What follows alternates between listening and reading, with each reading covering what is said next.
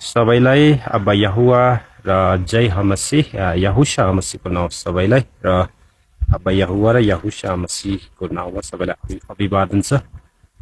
र आज सुनौरो दिन भइरहेछ, यहाँ घाउ मजाले लागिरहेछ न्यानो घामको तापमा।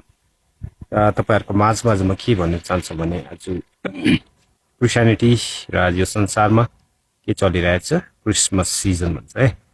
आज म क्रिसमस सिजनको बारेमा तपाईहरुलाई ज्ञान दिन चाहन्छु, सत्यमा लाउन चाहन्छु।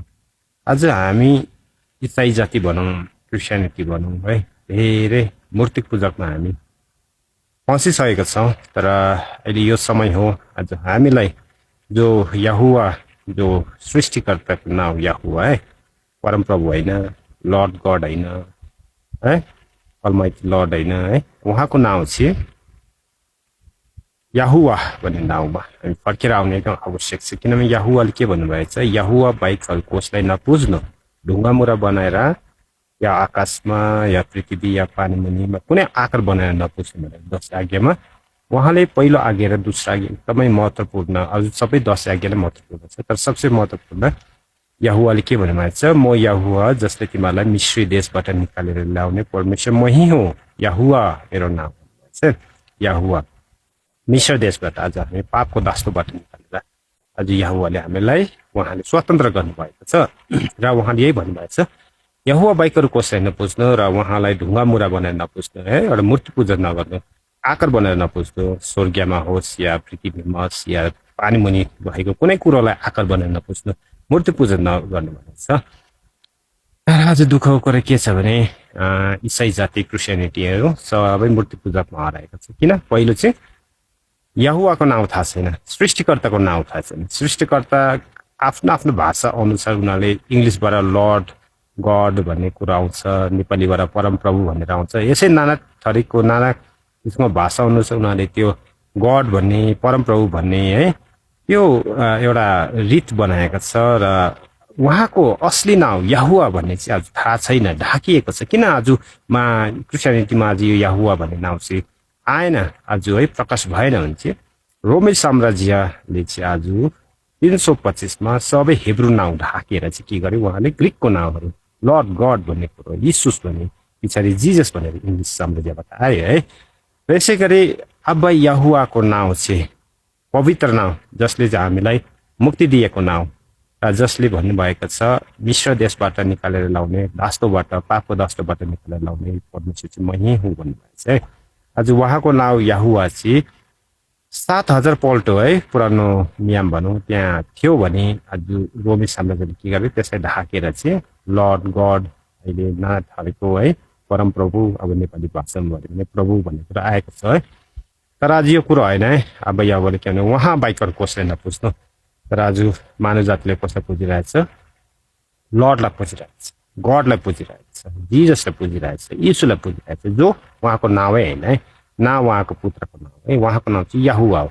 यसै गरी अहिले क्रिसमस सिजनमा चाहिँ के छ भने जो यहुवाले नगर भनेको कुरो है, इजिकल 8मा जब हामी हेर्छौँ 13देखि 16सम्म, त्यो इजिकल 8मा के भन्नुभएको छ, एउटा है स्त्री जाति चाहिँ त्यो तामुजको अगाडि रोइरहेको छ है, विलाप गरिरहेको छ भन्ने। तामुज भन्ने चाहिँ के थियो, बेबिलोनको एउटा देवता थियो।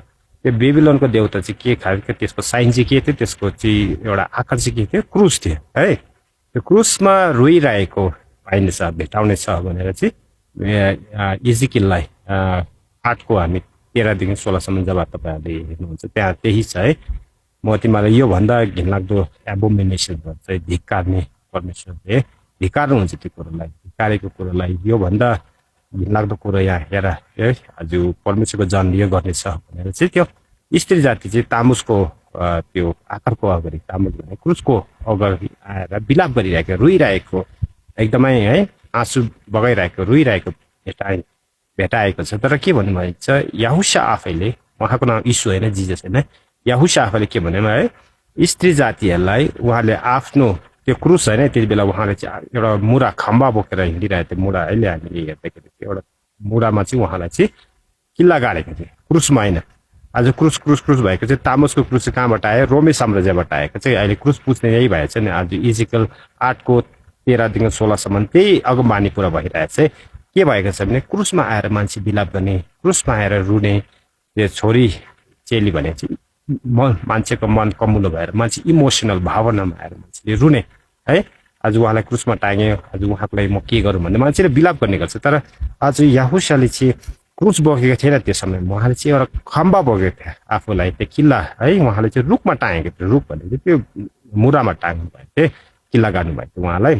किल्ला कसरी गर्नुभएको थियो अहिले हामीले रोमी साम्राज्यको यस्तो क्रस गरेर देख्छ नि त नि, र उहाँलाई चाहिँ किल्ला चाहिँ उहाँलाई यसरी गर्नुभएको थियो यसरी है, यसरी उहाँलाई चाहिँ रुखमा यस्तो प्लस साइनमा होइन है, उहाँलाई चाहिँ यसरी रुखमा किल्ला ठोकेको थियो अनि खुट्टामा र यहाँ हात है, यसरी किल्ला उहाँलाई ठोकेको थियो। उहाँलाई चाहिँ रुखमा खम्बामा उहाँलाई चाहिँ टाङ्नु भएको थियो, किल्ला गर्नुभएको थियो, किल्ला ठोक्नु भएको थियो, क्रुसमा होइन। त्यो क्रुसको तामस चाहिँ जो इजिकेल भन्ने बमोजिम अगमबानी बमोजिम रोमी साम्राज्यबाट आए। रोमी साम्राज्यले चाहिँ घाम पुज्ने, उनीहरूले चाहिँ क्रुसलाई पुज्थे नि। क्रुस चाहिँ के थियो, तामुस भन्ने उनीहरूको देउता, घामको देउता, बेबुलोनको देउता थियो है, निम्रोद भन्ने एउटा हामी पाउँछ पुरानो समयमा। त्यही घाम देउता पुज्नेहरूलाई त्यो क्रुस पुज्ने काम गर्थे र रोमी साम्राज्यले पछाडि यही गरे। आज अब याहुसाले यसरी क्रुसमा टाँगेको थियो, उसलाई यस्तो प्लास बनाए, यस्तो प्लास बनाएर चाहिँ त्यो घाम पुज्ने। र अझै हामी त्यो मुनि पढ्दै आयो भनेदेखि चाहिँ इजिकेलको है 8को त्यहाँदेखि हामी मुनि पढ्दै आयो भने चाहिँ के छ, 25जना मानिसहरू चाहिँ परमेश्वरको याहुवाको मन्दिरलाई पिठ फर्काएर चाहिँ घामलाई पुजिरहेको थिए। घाम देउतालाई उनीहरूले याहुवालाई बिर्सेर चाहिँ घाम देउतालाई पुजिरहेको थिए। छोरी चेलीहरूले चाहिँ फेरि क्रुसलाई दण्डवत गरिरहेको थिए, रोइरहेको थियो भन्ने पाउनेछ। र 25जना पुरुषहरूले चाहिँ के याहुवालाई पिठ फर्काएर घामलाई पुजिरहेको भेटाउने छ। यो चाहिँ परमेश्वरले घोर अपराध भनेको, घोर चाहिँ एकदमै परमेश्वरले घृणा गर्ने कुरो हो। र त्यसै गरी अब उहाँको जातिहरू, उहाँलाई खोजी गर्ने जाति भनौँ अब क्रिस्चियनिटी भनौँ है, इसाई जातिहरू त्यही घाम पुज्ने तामुज भन्ने र त्यो घाम पुज्ने देउता घामलाई आज सन्डे सेवाकाई गर्छ नि। त्यो सन्डे भन्ने सन्डेको सेवाकाई भन्ने कुरो चाहिँ घाम रोमी साम्राज्यले सुरु गरेको सन्डे सेवाकाई गर्ने। किन परमेश्वरको विश्राम दिन चाहिँ स्याटरडे 7औं दिन हो, तर रोमी साम्राज्य सन्डे भनेर है।